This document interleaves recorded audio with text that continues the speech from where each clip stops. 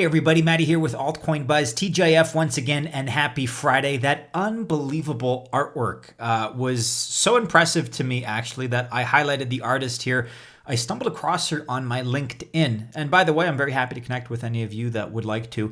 Anna Zhilyaeva is her name. I've kind of, perused some of her work. I'll play this in the background as we speak. And it's just unbelievable some of the stuff that she's creating now in this new, I guess, like 3D virtual reality art world that I never knew existed. But her stuff is just unreal, and she's taking it into the NFT space. So we're going to be discussing NFTs quite a bit today from all kinds of perspectives, including international perspectives. We'll be discussing Harmony One. We'll be discussing Ocean Protocol. Microsoft as well is in the news. But I really just wanted to highlight this artist here because this to me is NFTs done right. I've been admittedly crapping on NFTs. I think there's some, pretty garbage stuff that's been circulating that's been selling for especially high price tags. Go ahead and take a look at this artist's work. I guarantee you it's the exact opposite of that. Like, this stuff that she's created is just unbelievable. You can follow her at Anna Dreambrush on Twitter. Very, very impressive stuff indeed. And it's just the kind of thing that when you see it, you know that, yeah, this is the future. And this is unlike anything you've ever seen. Like, just mesmerizing stuff, I have to say. And this coming from an NFT skeptic. I've been talking about how NFTs have to earn their stripes in this space. I think we're approaching this mania phase right now. We're in a bubble. This is kind of what's tilting the scales more towards the direction of, no, actually, there's a lot of great content out there. And I've never seen anything like Anna's work. So do check it out. You can check out her Twitter here. You can check her out on LinkedIn as well. That's where I happened to stumble across her. But excellent work. I do expect we're going to be hearing more from her and more about her because, just look at this stuff. It speaks for itself. Awesome. So guys, if you like this kind of content, of course, Bitcoin, blockchain, cryptocurrency, and altcoins, be sure to like and subscribe to Altcoin Buzz. All right, we kick off today on the subject of NFTs. Bondly Finance is in the news. They are excited to partner with Globe Photos, owners of the rarest photography archives. Auction house Christie's deemed their collection, quote, the most significant find of its kind in the last 50 years. Wow, high praise. And on the April 1st, they are becoming NFTs. Now, to my knowledge, this is not some kind of an April Fool's joke. These will be NFTs on the 1st of April. Bondly is facilitating this. So once again, they've partnered with Globe Photos to bring rare art to the NFT space. You can read more about that here on bondlyfinance.medium.com. More NFT news here at Tech NFTT. NFT Tech and Orion Protocol have formed a partnership to improve the state of the NFT market. The NFT non-fungible token market is marred with rudimentary valuation methodologies. Wow, I could not agree more with that sentence. Let me reread it. The NFT market is marred with rudimentary valuation methodologies. And I think that's a symptom of just being kind of this new space, this new sector that we find ourselves in. There is no methodology right now.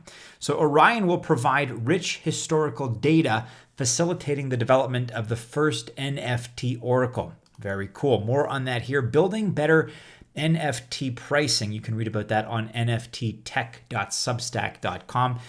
Pricing is never going to be an exact science, in my opinion, because this is art at the end of the day, right? It's subjective. And just as, I may react to something, for example, Anna Dreambrush put something out to me. I find that absolutely mesmerizing and it's just captivating. Maybe for somebody else, that won't be the case, right? There's that subjectivity that's always going to factor into appreciation of art and by extension, the pricing associated with given NFTs. So I think this is probably a good endeavor, but we're never going to get a strict, specific scientific methodology when it comes to artwork. That's just not possible, in my opinion. But we can certainly, make strides in that direction. Okay. We have more NFT news, this kind of on the side of Mania and out of Russia. Russia's State Hermitage Museum, which is the second largest art museum in the world, which is not something I knew. It's apparently massive. They're preparing to host a digital art exhibition involving non-fungible tokens. So once again, Russia's State Hermitage Museum, not exactly a household name, but still the second largest art museum in the world. hosting an NFT exclusive art exhibition. This stuff is getting pretty popular here. And, my contention has always been that it's overheating a little bit too much, and maybe it's kind of in some phase of the bubble stages, but that's not to say it can be ignored. Clearly, it's being taken seriously by a lot of very serious people. You can read more about that here on Cointelegraph.com. Russia's, I don't know if it's Hermitage or Hermitage Museum, they're hosting a non-fungible token art exhibition, and it's going to be part of their Hermitage 2021 project. Very cool indeed. I hope Anna is featured. That's my hope. So Benjamin Minsu here talking about Elrond. The Elrond network is optimally positioned to engage millions of gamers worldwide at the speeds they are accustomed to. We're happy to step into the fantasy sports world together with Gamify HQ. Hashtag hypergrowth 100 day 80. 20 days of hypergrowth left. Read more about that here on Elrond.com. Blockchain gaming, fantasy sports from Gamify to be deployed on Elrond, EGLD. Very cool. Harmony here is in the news, and if you haven't already done so, you can check out our Harmony 1 price prediction video from the other day. Spoiler alert, we expect the price to go much, much, much higher, although that's not financial advice, at Harmony Protocol here on Twitter. We're ultra excited to partner with Dusk Foundation to collaboratively build towards the first industry-grade zero-knowledge proof of system. Wow, the first industry-grade zero-knowledge proof of system. More about that here on medium.com/Harmony. So Dusk Network and Harmony partner to build towards the first industry-grade zero-knowledge proof of system. Bit of a mouthful there, and I have no idea what that is. Let's read the first paragraph here. Harmony and Dusk Protocol partner together to work on Plonk, Plonk, to build towards the first industry-grade standardized zero-knowledge proof system. Among many other implementations, Dusk Network's Plonk will help speed up block synchronization times and improve cross-chain bridges and mobile support. Plonk is one of the most advanced and user-friendly libraries to build future-proof use cases. Awesome. Another partnership here, Ocean Protocol. They're collaborating with Boson Protocol to build their Web3 commerce data marketplace for the open tokenized economy. More details on that are available here on medium.com, announcing Boson Protocol's partnership details with Ocean Protocol. And here's some interesting news all the way out of New Zealand, actually. So KiwiSaver Fund. I've not heard of them previously, but apparently they're pretty sizable. It's a $350 million retirement plan. They're operated by New Zealand Wealth Funds Management.